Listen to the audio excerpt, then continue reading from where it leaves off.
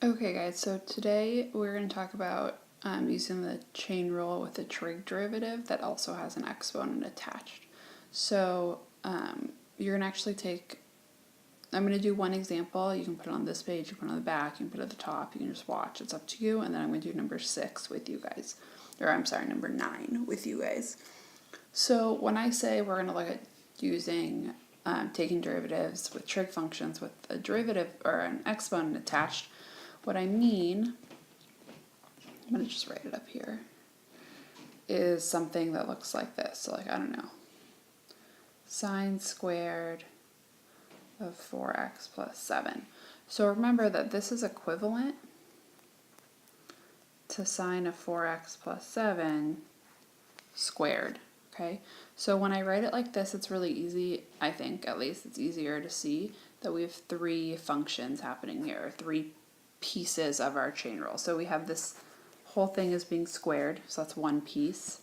We also have, oh, that's white, that's not going to be helpful. The sine, so that's our second piece. And then finally we have our inside function, so the 4x plus 7, which would be our third piece. So when we do the chain rule now, we're going to have to count for all 3 of those pieces and then multiply them together. So I'm just going to finish this problem up. So now if I wanted to find, I don't know, say I want the derivative of this, so we're going to take d dx of this thing, so the derivative of this thing, okay? And when I do these functions, I normally start from the outside, but you can start from any of them. It doesn't really matter as long as you get every piece. So I know then that my most outside function is the whole thing squared. So the derivative of this whole thing squared would be 2 times that whole thing, and I'd subtract 1 from my exponent, so 2 minus 1 is 1. If I just use my power rule, then I'm going to fill in my inside. So my inside is sine of 4x plus 7. Okay? And then I'm just going to work my way through the function. So the next piece is that sine piece. So the derivative of sine, as we learned last class, is cosine. And again, your inside function of cosine won't change. So that would be 4x plus 7.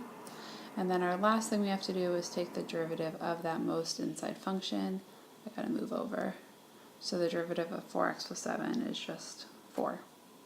Okay, so if I simplify this and combine my like terms, I'd end up with 8 sine 4x plus 7 times cosine of 4x plus 7. Okay, so just one more time, just to go through it to really, take the points home. First we did the derivative of our outside function, so that gave us the green piece.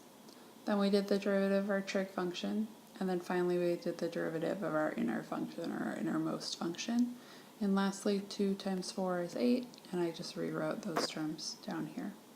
Okay, so the way this worksheet is set up is so that way you can, you're not going to skip a step essentially. So if I zoom back out, I laid it out so each derivative I gave you 3 boxes to write in. So the first box is, the first box I gave you is the derivative of the outer function, meaning, whatever the exponent is. The next box you're going to put the derivative of the trig function, and then finally you're going to put the derivative of the innermost function. I find it easier when I'm doing these problems to rewrite it like this, like move my exponent to the very, very outside so I don't forget that that's a function. If you get into that habit, it'll make your life easier as you go through these problems. So I'm going to look at number 9 with you guys just so you know how to kind of fill in this worksheet. So the first box, so number 9 is sine to the power of 6 of 5x squared. So if I were to just rewrite this, I'd get sine of 5x plus 5x squared to the power of 6.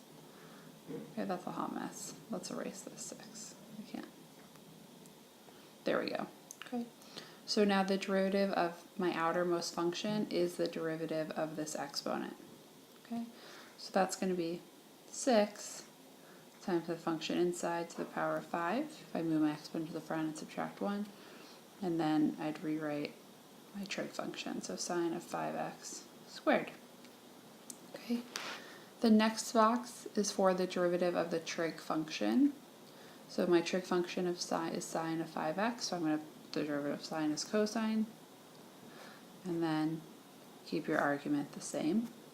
And the last box is for the innermost function, so that innermost function is 5x squared, so that would give me 10x. And then finally, in this last box, all we need to do is multiply all of our stuff together and get our final answer. So 6 times 10x is 60x. So that's 60x. And then I'm just going to put my terms next to it. So it's 60x sine to the 5th of 5x squared times cosine of 5x squared. Okay, one last thing. Notice that even though I put my exponent here, when I rewrote my answer, I moved it back into its more correct place. Okay, so make sure you're comfortable moving your exponents from inside your trig function to kind of outside. Okay, so the sub probably has everything you need to do, but the first thing is completing this worksheet. It's not a pop quiz, so if you forget your trig derivative rules, make sure you're looking on the back of that flappy sheet.